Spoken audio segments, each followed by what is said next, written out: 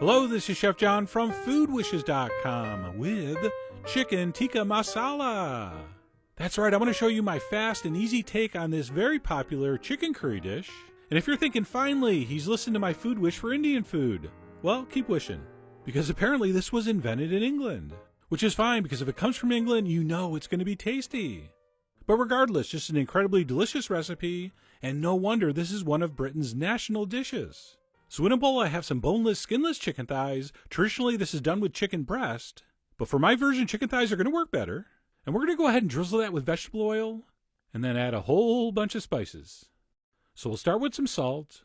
We'll also need some freshly ground black pepper, some turmeric, so beautiful, some garam masala, that is an Indian spice blend.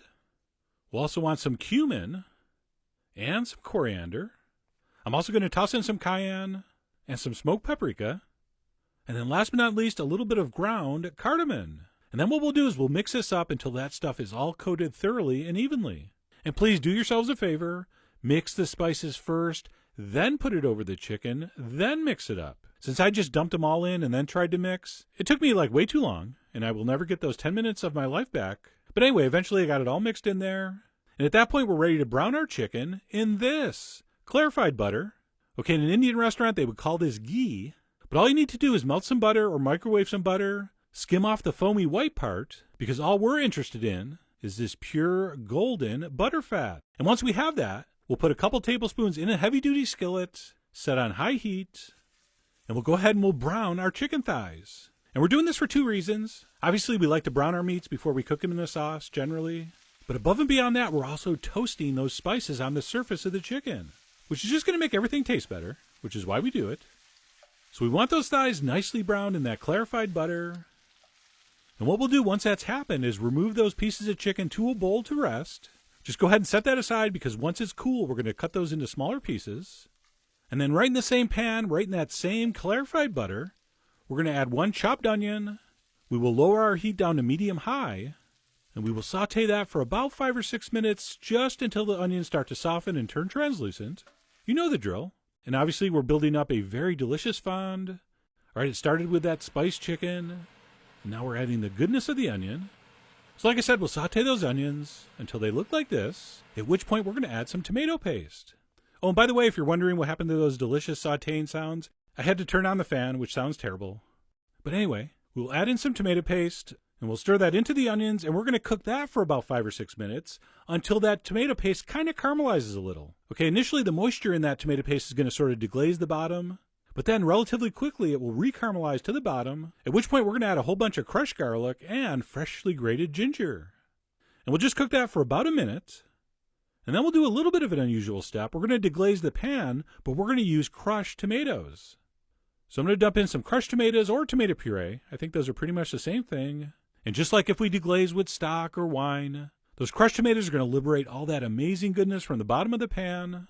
So you can see that our fond has been dissolved. Okay, so stir that around until the bottom of the pan looks kind of clean. And at that point, we're going to pour in our cream.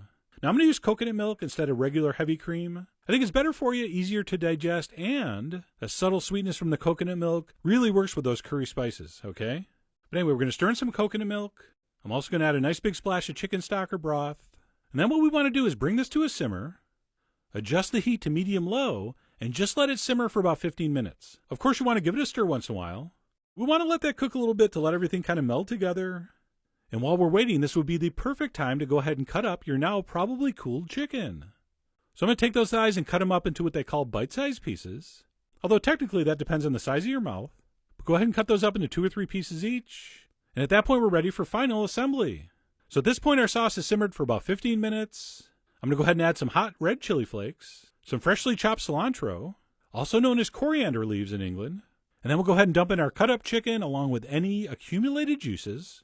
Never, never discard accumulated juices. And once we've stirred in that chicken and it's heated through, you're pretty much done. Although I do like to simmer this for about 10-15 minutes, which I think is going to make that thigh meat a little more tender and succulent.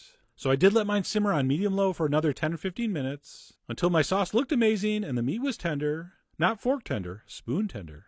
And of course, you're going to taste for seasoning. It might need a pinch of salt, it might not, but check anyway. And at that point, this procedure is officially done, except you got to find some white rice, which I did. And you'll notice I did a beautiful rice presentation using a ramekin, and I was going to spoon over just a few pieces so I could do a beautiful, elegant-looking plate. But unfortunately, I was hypnotized by the aroma and gorgeous appearance of this mixture, and I just kept spooning and kept spooning until I'd spooned on enough for like 3 people. In hindsight, though, I'm totally fine with my decision. And at that point, we only have 2 things left to do. Garnish that with some lime and some cilantro, and eat. And although my portion size was way too big, at least my cilantro leaves stuck together. Hate when that happens. There we go.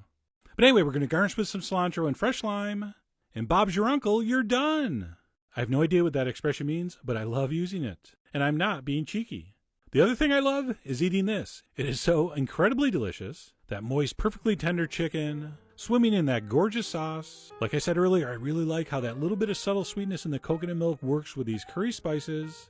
Just a beautiful, beautiful combination. So anyway, if you've always wanted to make a curry, but we're kind of afraid, hey, they are a little intimidating, this would be a great recipe to start with. So I really do hope you give it a try. Head over to foodwishes.com for all the ingredient amounts and more info as usual. And as always, enjoy.